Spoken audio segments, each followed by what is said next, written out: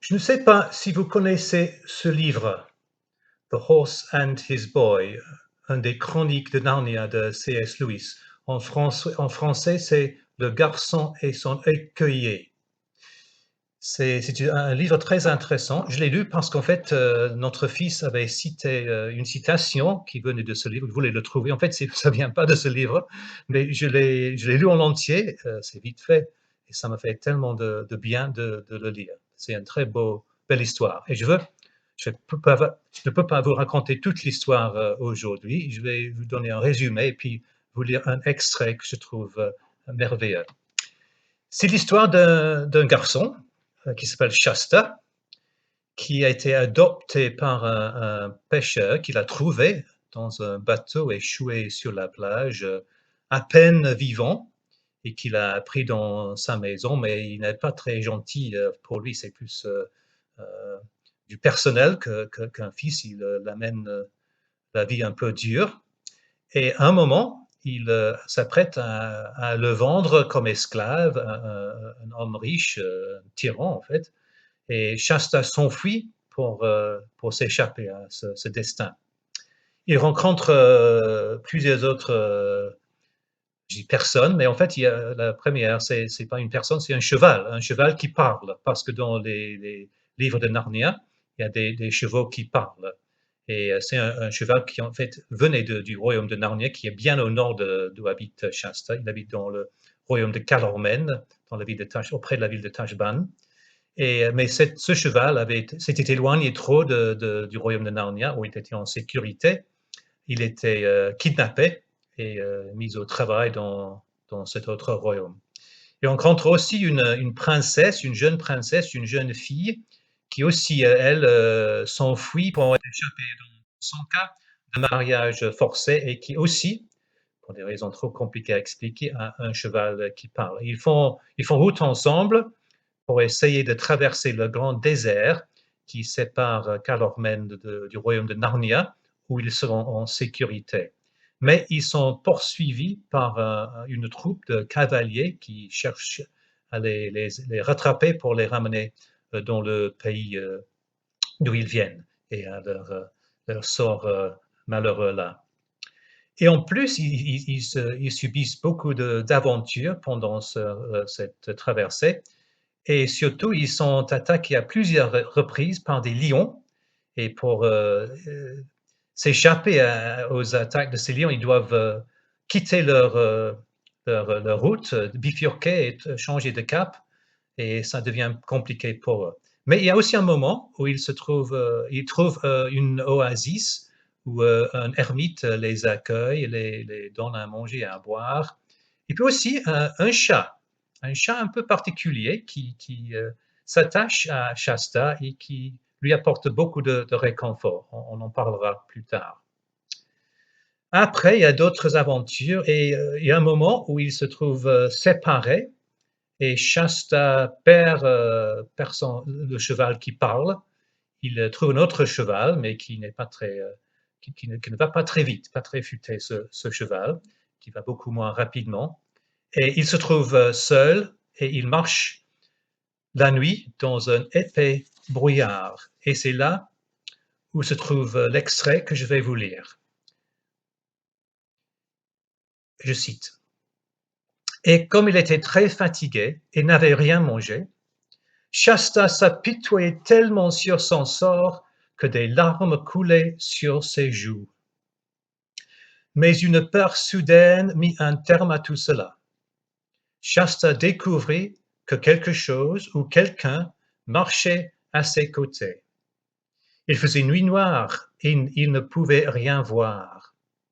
Et la chose ou la personne allait si doucement qu'il pouvait à peine entendre les bruits de ses pas. Ce qu'il pouvait entendre, c'était sa respiration. Son compagnon invisible semblait respirer à très grande échelle, et Shasta eut l'impression qu'il s'agissait d'une très grande créature. Et il lui avait pris autant de temps à remarquer cette respiration qu'il n'avait vraiment aucune idée de combien de temps elle avait été là. Ce fut un choc horrible. Cela lui vient à l'esprit qu'il avait entendu depuis longtemps qu'il y avait des géants dans ces pays du Nord. Il se mordit la lèvre de terreur. Mais maintenant qu'il avait vraiment de quoi pleurer, il cessa de pleurer. La chose, à moins qu'il ne s'agisse d'une personne, marcha à côté de lui si doucement que Shasta commença à espérer qu'il l'avait imaginé. Mais juste au moment où il en devenait certain, un soupir profond et riche sortit de l'obscurité à côté de lui. Cela ne pouvait pas être de l'imagination. De toute façon, il avait senti le souffle chaud de ce soupir sur sa main gauche froide. Si le cheval avait été bon, ou s'il avait su en retirer du bien, il aurait tout risqué sur une échappée et un galop sauvage. Mais il savait qu'il ne pouvait pas faire galoper ce cheval.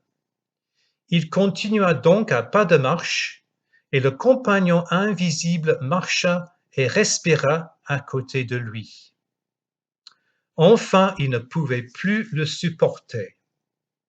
« Qui êtes-vous » dit-il d'une voix à peine au-dessus d'un murmure. « Celui qui a attendu longtemps que tu parles, » dit la chose. Sa voix n'était pas forte, mais très large et profonde. « Êtes-vous un géant » demanda Shasta. « Tu pourrais m'appeler un géant, » dit la grande voix, « mais je ne suis pas comme les créatures que vous appelez les géants. »« Je ne peux pas vous voir du tout, » déclara Shasta, après avoir regardé très fort. Puis, parce qu'une idée encore plus terrible lui soit venue à l'esprit, il dit presque dans un cri, « Vous n'êtes pas quelque chose de mort ? Oh, s'il vous plaît, allez-vous-en. Quel mal vous ai-je jamais fait ? Oh, je suis la personne la plus malheureuse au monde. » Une fois de plus, il sentit le souffle chaud de la chose sur sa main et son visage. « Là, » dit la chose, « ce n'est pas le souffle d'un fantôme. Raconte-moi vos peines. » Shasta était un peu rassuré par ce souffle. Il raconta donc comment il n'avait jamais connu son vrai père ou sa mère et qu'il avait été élevé avec sévérité par le pêcheur. Puis il raconta l'histoire de sa fuite et comment ils ont été chassés par des lions et contraints de nager pour sauver leur vie, et de tous les dangers rencontrés à Tashbaan, et de sa nuit parmi les tombes, et comment les bêtes du désert hurlaient autour de lui. Et il raconta la chaleur et la soif de leur voyage à travers le désert, et comment ils étaient presque au but quand un autre lion les a pourchassés, et que ce lion a blessé Aravis, la princesse. Et aussi combien de temps cela faisait-il qu'il n'avait rien mangé. « Je ne t'appelle pas malheureux, » dit la grande voix. « Ne pensez-vous pas que c'était de la mauvaise chance de rencontrer autant de lions » dit Shasta. « Il n'y avait qu'un seul lion, » dit la voix. « Que diable voulez-vous dire ? Je viens de vous dire qu'il y en avait au moins deux la première nuit et… » « Il n'y en avait qu'un, mais il était rapide. »« Comment le sais-tu ? » ?»« Le lion, c'était moi. » Et alors que Shasta restait bouche bée et ne disait rien, la voix continua. « J'étais le lion qui t'a forcé à rejoindre Aravis.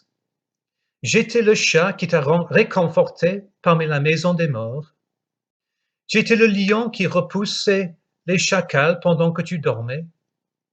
J'étais le lion qui donna aux chevaux une nouvelle force par la peur pour franchir le dernier kilomètre, afin que vous puissiez atteindre le roi Lunaton. J'étais le lion dont tu ne te souviens pas, qui a poussé le bateau dans lequel tu gisais, un enfant proche de la mort, pour qu'il vienne à terre où un homme était assis, réveillé à minuit pour te recevoir. Alors, c'est vous qui avez blessé Aravis ? C'était moi. Mais pourquoi ? Enfant, dit la voix, Je te raconte ton histoire et non la sienne. Je ne raconte à personne d'autre histoire que la sienne. Qui êtes-vous? Demanda Shasta. Moi-même, dit la voix, si grave et si basse que la terre trembla. Et encore, moi-même, fort et clair et gai. Et puis la troisième fois, moi-même, murmuré si doucement qu'on pouvait à peine l'entendre. Et pourtant il semblait venir de tout autour de vous comme si les feuilles en bruissaient. Shasta n'avait plus peur que la voix appartienne à quelque chose qui le mangerait, ni que c'était la voix d'un fantôme, mais un tremblement nouveau et différent l'envahit. Pourtant il se sentait heureux aussi. La brume passait du noir au gris et du gris au blanc. Cela a dû commencer à se produire il y a quelque temps, mais pendant qu'il parlait à la chose, il n'avait rien remarqué d'autre. Maintenant, la blancheur autour de lui devint une blancheur brillante. Ses yeux commencèrent à cligner. Quelque part devant, il pouvait entendre les oiseaux chanter. Il savait que la nuit était enfin finie. Il pouvait voir la crinière, les oreilles et la tête de son cheval assez facilement maintenant. Une lumière dorée tomba sur eux depuis la gauche. Il pensait que c'était le soleil. Il se retourna et vit, marchant à côté de lui, plus grand que le cheval, un lion. Le cheval ne semblait pas en avoir peur, ou bien ne pouvait pas le voir. C'est du lion que la lumière rayonnait. Personne n'a jamais rien vu de plus terrible, ni de plus beau. Heureusement, Shasta avait vécu toute sa vie trop loin au sud de Carolmen pour avoir entendu les histoires qui étaient chuchotées à Tashbaan au sujet d'un terrible démon narnien qui est apparu sous la forme d'un lion.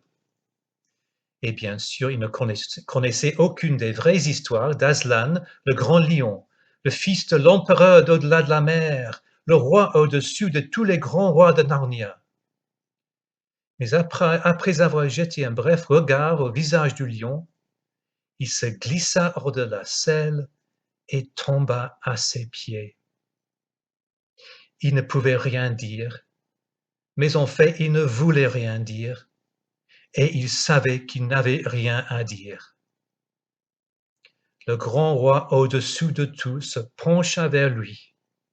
Sa crinière et un parfum étrange et solennel qui pendait autour de la crinière étaient tout autour de lui. Le lion toucha son front avec sa langue. Shasta leva le visage et leurs yeux se rencontrèrent. Puis, instantanément, l'éclat pâle de la brume et l'éclat ardent du lion se roulèrent ensemble dans une gloire tourbillonnante et se rassemblèrent et disparurent. Il était seul avec le cheval sur une colline herbeuse sous un ciel bleu. Et les oiseaux chantaient.